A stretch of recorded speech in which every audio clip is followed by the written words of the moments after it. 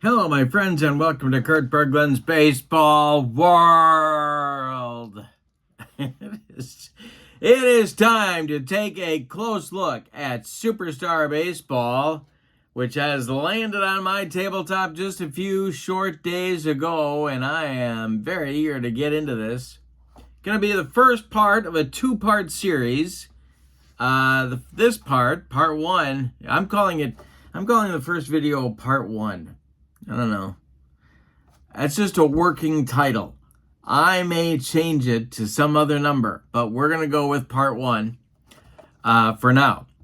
And in part one, we're going to go over how to play the game in some detail in case you have not played Superstar Baseball before, or in case the noggin is a little foggy. And I think I can join you in that category. And then in part two, we're going to take an up close and personal, you might say, look at the player cards and see what's all in each set. I do want to tell you that Larry Corbett's email address is in the description for this video in case you would like to place an order or you have questions for the designer and the trademark owner of Superstar Baseball. That's Larry Corbett. And one of the things that you can ask him for, he's going to be updating his prices because he's shifting from these red cards for batter cards. He's shifting from the red paper to the white paper. Once that happens, the prices are going to change. But if you want white paper immediately, then you need to email him and let him know that. Larry's a great guy. He'll be happy to help you out. Superstar Baseball on Corbstar.com. Corbstar.com. I'm putting that link in the description for this video as well.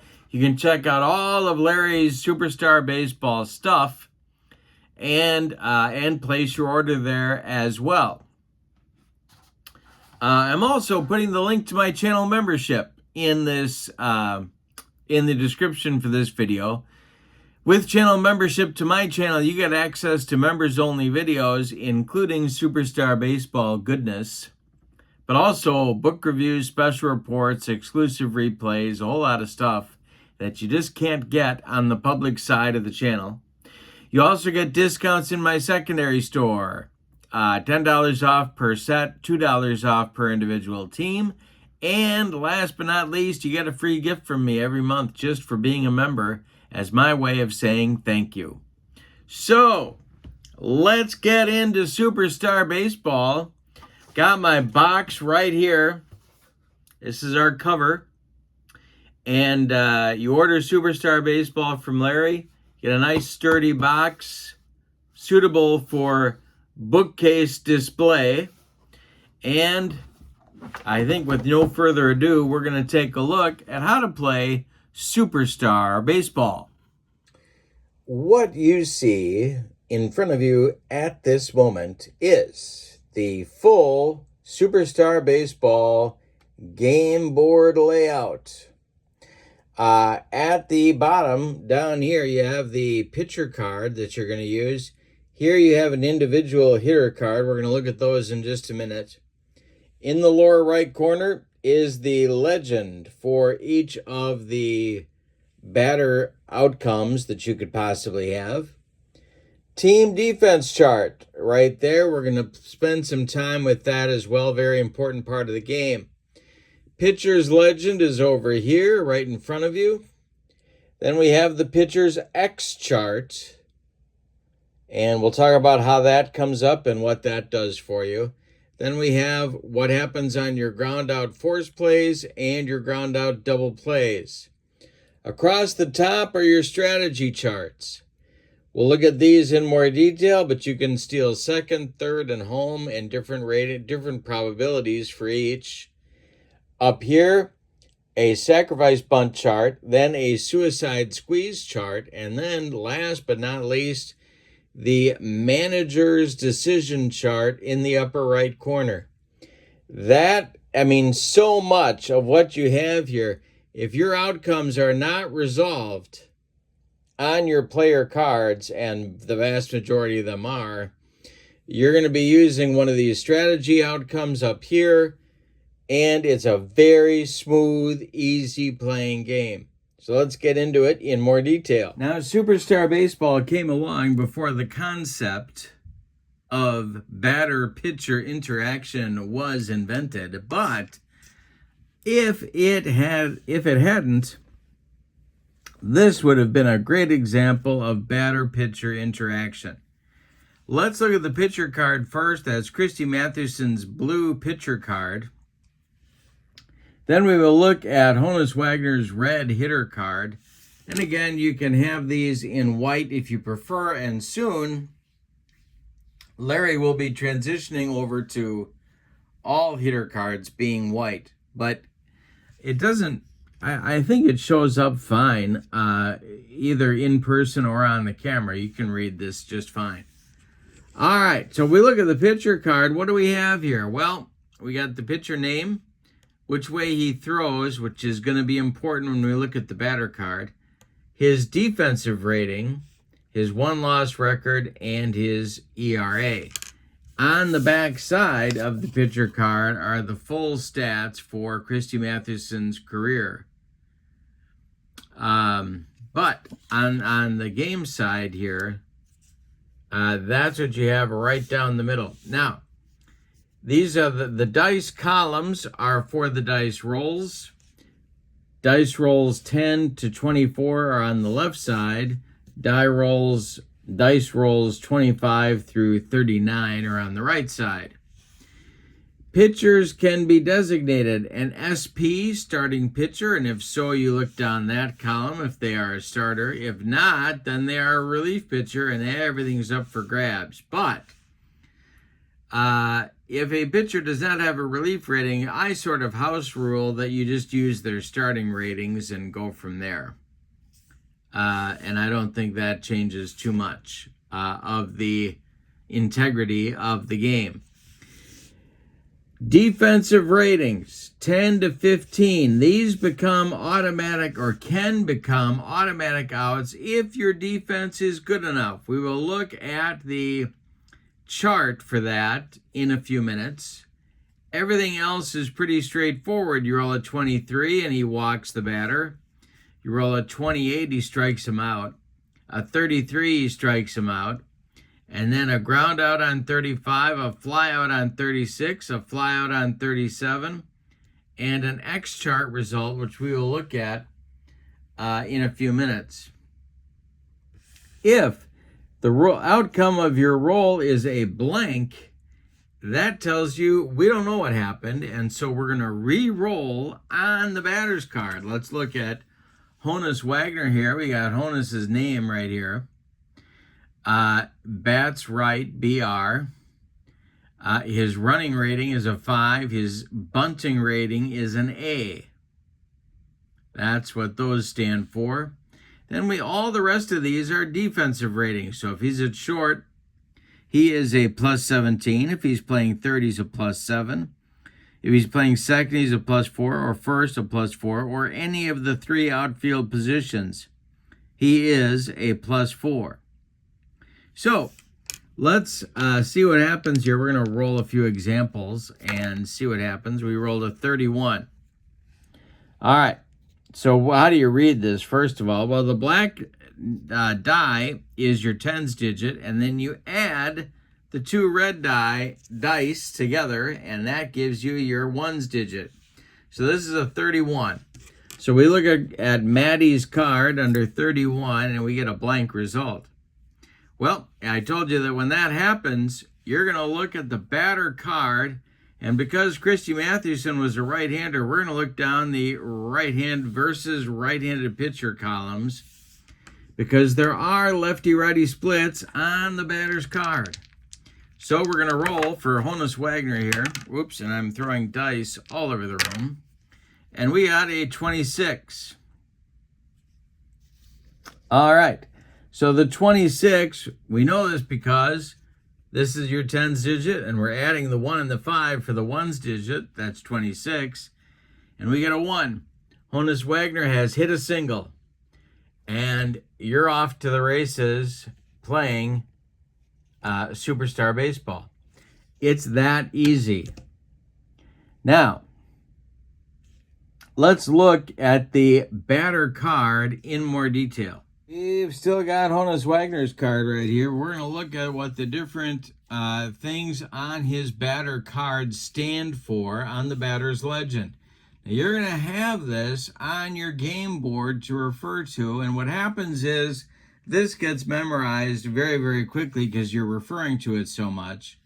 But straight down the line, an HR is a home run, 3 is a triple, 2+ is a double that scores all the runners, even if someone's on first base. 2M is a double with a manager's decision option to bring the runner home. So let's, we'll look at that in just a minute. Let's finish the chart first. 2 is a double, 2 base advance. 1A is a single, all runners advance 2 bases. 1D is a single, runners on second, third score. Runner starting from first has the manager's decision option to try for third. You see that D or an M, that tells you that the manager's decision chart may be involved. 1+ is a single, runners on second, third score. Runner on first goes to second. 1M, here comes that manager's decision option again. 1 is just a straight single. You might think of this one as a shallow bloop single, or maybe a bunt single, or an infield hit. All runners advance 1 base. E is an error. All runners advance 1 base. MS is a sacrifice fly from third, but then other runners can attempt to advance using the manager's decision chart. SF is a sac fly. FM, fly out, manager's decision option could turn it into a sac fly. F is a fly out or pop up, all runners hold. G+ is a ground out with the runners advancing. G is a ground out force. We're going to look at the force chart in a minute. DP, ground out, double play. BB is a walk. HBP is a hit by pitch. And K is a strikeout.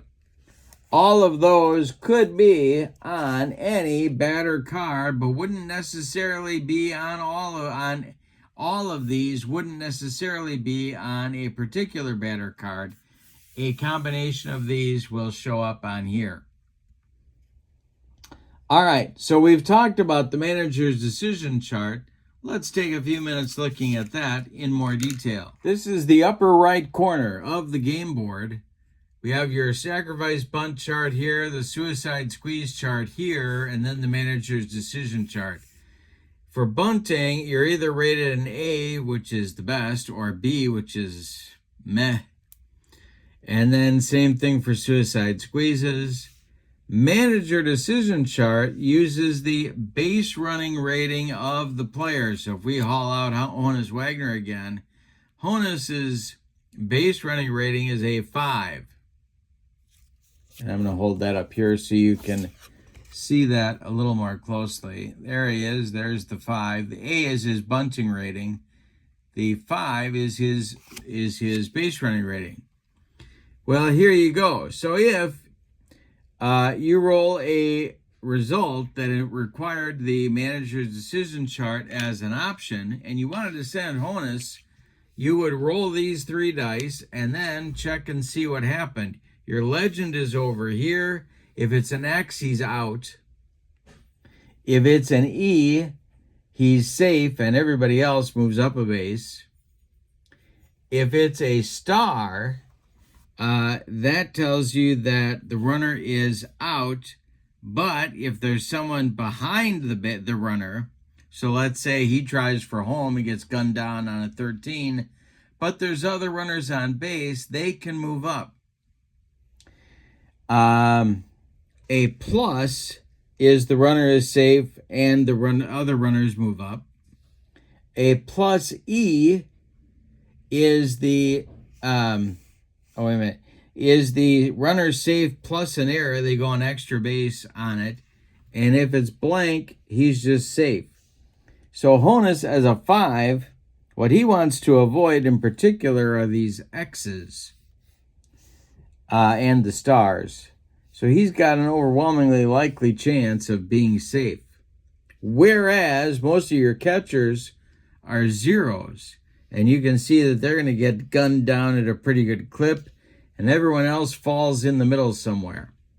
That is the manager's decision chart. It's a fun aspect of the game because you can tailor your aggressiveness to your personnel if you have a lot of speedy runners, or if you're just feeling desperate and you want to try and get something going. You can take advantage of the manager's decision chart and try and push the envelope a little bit to get some runs on the board. Sacrifice bunts and squeeze bunting are pretty straightforward. Just your A's and your B's, with A's having better chances of being successful. And your legend for all these charts goes right down the left column. All right, on this part of the game board, this is very basic. These are what happens on ground out force, which are your straight G results. So for example, let's say Christy Mathewson is pitching and you roll a 35. You're going to get a G result. If there are runners on base, this is what happens depending upon what bases they are on. It'll tell you right here what happens. Straightforward fielder's choice. Then if you roll a ground out double play, now double play results do not come on pitcher cards. They only come on batter cards. So if you've got Honus Wagner at the plate and Mathewson, a right-hander, is pitching, and you roll a 30, and there is a runner on first or second, or bases loaded, well, whatever, you're going to look here and find out what the double play result would be. If not, if nobody's on, it just becomes a ground out force, and the batter is out at first. So these are pretty quick and dirty, familiar to anybody that has played a baseball sim. This defensive chart is maybe the most important part of the game, and I'll show you why. I mentioned when we looked at Christy Mathewson's card the first time that outcomes 10 to 15 are all possible DR results. DR results are defensive rating results, and what that means is that based on the strength of your defense, the more points that you get, the better. You have these numbers turn into automatic outs. Now, when I score these on my score sheet, I always scored them line outs or pop-ups so that I would remember that no base runners can advance on those types of outs. So if your defense is horrible here and down in this end, you only get a 10 or 11 or a 12 or a 13 or 14 as your automatic out. But watch what happens. As your defense gets better and has more and more points, you get more and more automatic outs on the pitcher card.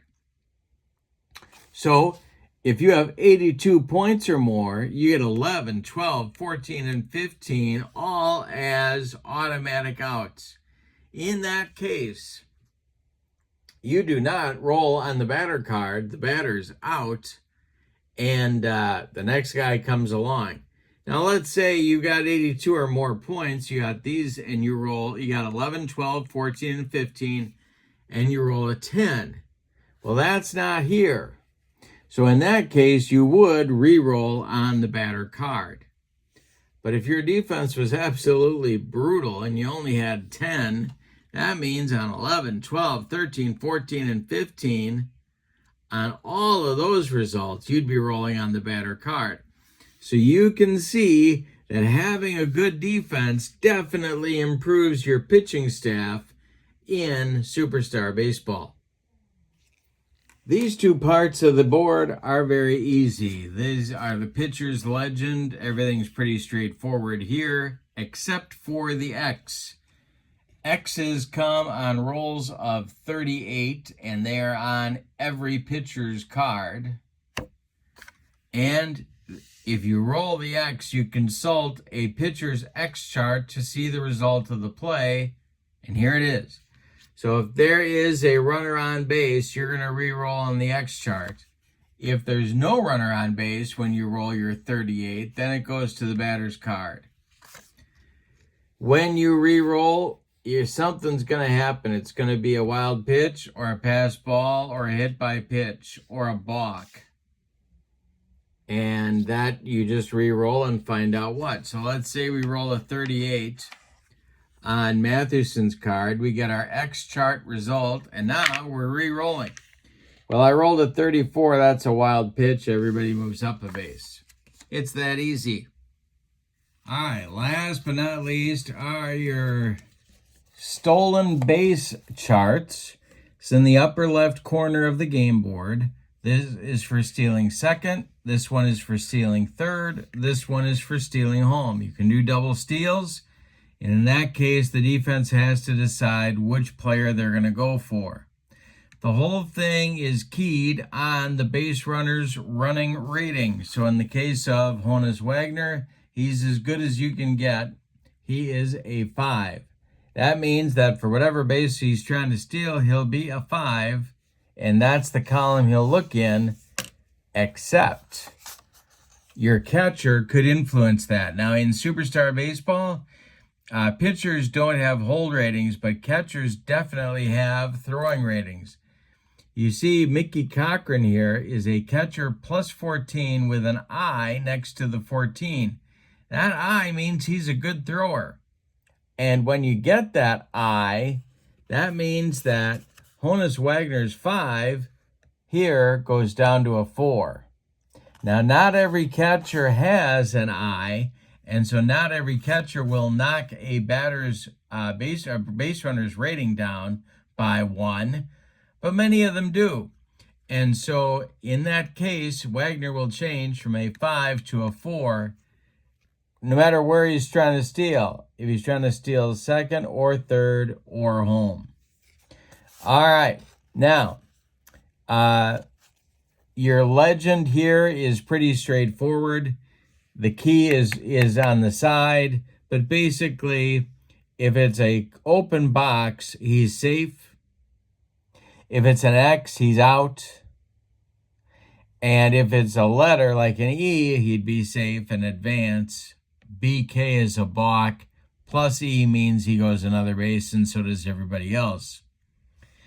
Obviously, your catchers and your slower base runners, first baseman, some third baseman are your 0s, 1s, and 2s. Your middle infielders and your outfielders tend to be your 3s, 4s, and 5s, although there are some fast first basemen as well. I remember George Sisler, for example, I remember was a 4. All right, so that's, and you choose. So in other words, this is not an automatic system. You have to send the base runner on a stolen base attempt. It'll be your decision. So that is a tour of the Superstar Baseball game board and the player cards, kind of what you get. Want to emphasize a couple of things. Number one, in my experience, team defense is awfully important. And so obviously you have to make decisions. When players, you had a choice between a good hitter and a good fielder, and you got to make trade-offs because you want as many automatic outs as you can get, but of course you also have to score runs to win the game. So you have to find that balance. And when you make a substitution, you pinch hit for somebody, now you have to recalculate your team defense. The other thing I want to talk about is the legends for both pitchers and batters. They seem a little daunting right now, but they really get to be second nature, and the vast majority of your play results are going to be found on the batter and pitcher cards. Sometimes you're going to roll once if the outcome is determined by the pitcher card, but if you roll a blank on that pitcher card, you're going to have to roll a second time and see what the result is on the batter card. And that's it. It's Very smooth playing game, a lot of fun. All of these guys in the set are players that you know and have heard of. It's just a lot of fun. Now, in the next video, we're going to take a closer look at the player cards, building a defense, what you might think about, and how to get those automatic outs.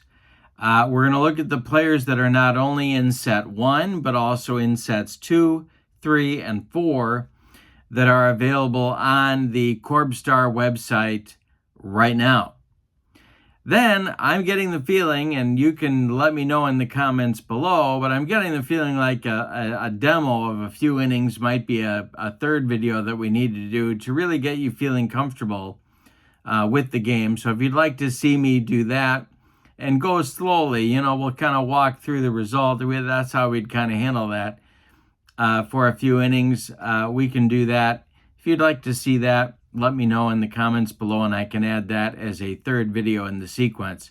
But next time, it's all about the player cards. I hope you'll join me, and I hope you'll take a look at channel membership. That link is in the description for this video, as is the link to Corbstar.com, where you can pick up your own copy of Superstar Baseball and whichever player card sets you would like to get, or you can get all of them if you want to. I did.